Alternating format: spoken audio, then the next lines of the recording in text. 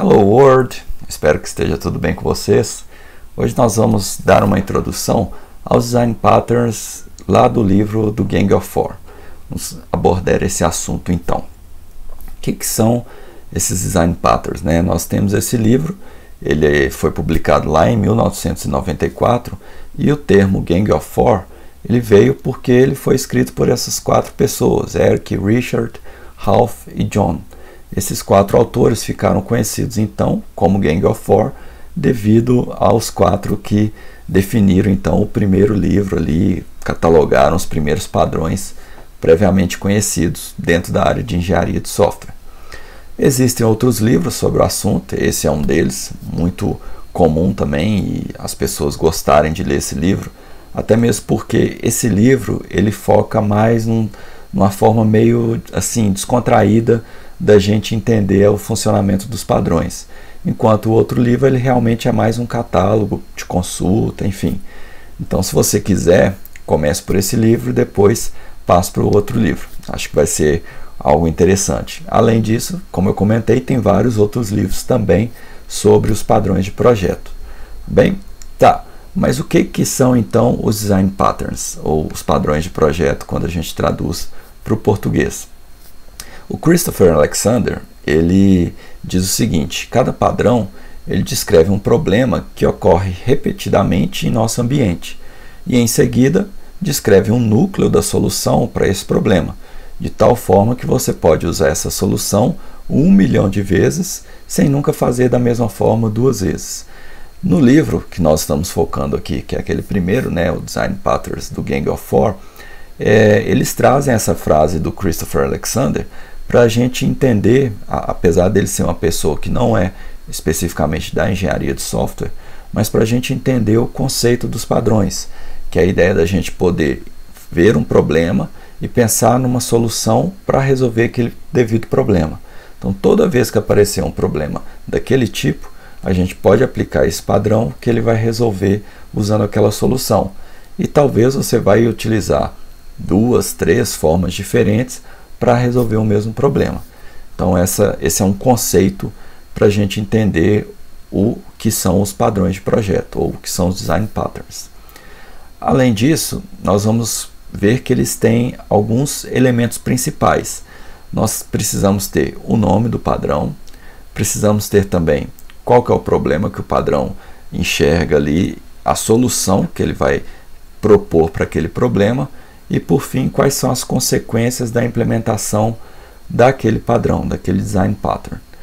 Bom, o que o livro então não fala, né? Lembrando, estamos focando naquele primeiro livro do Gang of Four. O livro, pessoal, ele não vai trazer uma ideia sobre o que é orientação a objetos. Portanto, se você ainda não está muito familiarizado com esse termo, é bom tentar entender um pouquinho antes o que é orientação a objetos, porque com certeza é necessário um prévio conhecimento em OO. Além disso, o livro também deixa claro que ele não cataloga todos os Design Patterns existentes. Então ali são alguns padrões que são, sem dúvida, os mais famosos dentro da engenharia de software, mas existem vários outros que em alguns momentos são similares, mas fazem coisas distintas em contextos diferentes. Ok? Então fica isso também. Uma outra coisa, até coloquei atenção com exclamação. Pessoal, não se preocupe se você não entender algum padrão logo de primeira. Isso é muito normal. Eu falo por mim mesmo. Já tem anos que eu estudo Design Patterns e alguns deles realmente são complexos da gente entender. Alguns a gente não é comum utilizar no dia a dia. Então, assim, fica tranquilo, sabe? O objetivo realmente é aprender aquilo que a gente precisa para que quando nós precisarmos, a gente consiga saber o seguinte: olha, existem todos esses padrões. Então, quando eu precisar utilizar esse padrão, eu vou lá, me aprofundo no assunto e utilizo ele em si. Ok? É como se fosse uma caixa de ferramentas para a gente utilizá-los. Eles têm alguns agrupamentos e aqui é bem interessante a gente falar, porque os criacionais nós temos 5 padrões, os estruturais nós temos 7 e os comportamentais nós temos 11. Então, no total, nós temos 23 padrões catalogados nesse livro do Goff, seguindo essa estrutura de criacionais, estruturais e comportamentais. Os criacionais, qual que é a ideia dele? Eles vão abstrair o processo de instanciação, então eles ajudam a tornar o sistema independente de como seus objetos são criados. Logo, esses criacionais eles vão ser focados em como criar os objetos e deixar isso desacoplado, para que a gente consiga criar os objetos sem obrigatoriamente ter que sem ter que fazer a utilização daquela palavrinha-chave. Na maioria das linguagens orientadas a objetos, aquela palavrinha-chave new. Então, essa palavrinha-chave, para a gente criar os objetos, nós precisamos dela, com certeza, mas quando a gente utiliza-se de algum desses padrões criacionais, em alguns casos a gente vai delegar essa responsabilidade para uma outra classe, para um outro método, enfim, deixando isso desacoplado e independente. Além disso, nós temos também os estruturais, que eles vão lidar com a forma como as classes e os objetos são compostos para formarem estruturas maiores, ou seja, eles vão ajudar com que a gente vá ali montando pequenos pedaços e a partir disso a gente consiga montar uma estrutura maior, que seja mais simples de dar manutenção, que seja mais simples da gente alterar, sem ser aquela ideia, né, de, poxa, mudei uma pequena coisa aqui, fiz o meu código todo quebrar, o sistema todo deu um erro por causa de uma pequena alteração. Então os estruturais eles vão nos apoiar nesse sentido.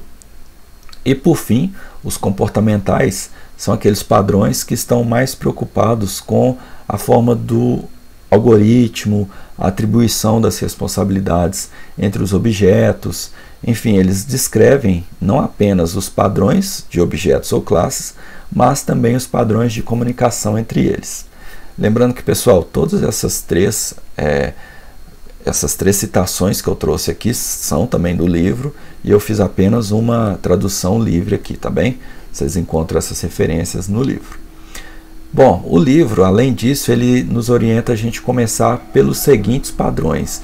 Eles dão algumas dicas de alguns padrões e eles falam, olha, Abstract Factory, Adapter, Composite, Decorator, Factory Method, Observer, Strategy e Template Method. Eles definem esses padrões como os padrões teoricamente mais simples para a gente começar a entender sobre padrões de projeto a partir deles e depois então ir trabalhando nos mais complexos. Existe também essa ideia da gente ter uma tabela periódica dos design patterns. Acho que isso vai ajudar para a gente definir quais são os criacionais, quais são os comportamentais e os estruturais. Isso penso eu que fica mais fácil para a gente conseguir enxergar aonde que está ali cada um e lembrar também dos nomes deles, enfim. E a princípio é isso. Esse nosso vídeo de hoje é uma introdução mesmo aos design patterns. Queria trazer isso para vocês porque às vezes é muito comum a gente ver isso, usar, mas não saber a origem, não saber o porquê das coisas. E era isso que eu queria trazer para vocês. Muito obrigado, espero que vocês tenham gostado. Até a próxima.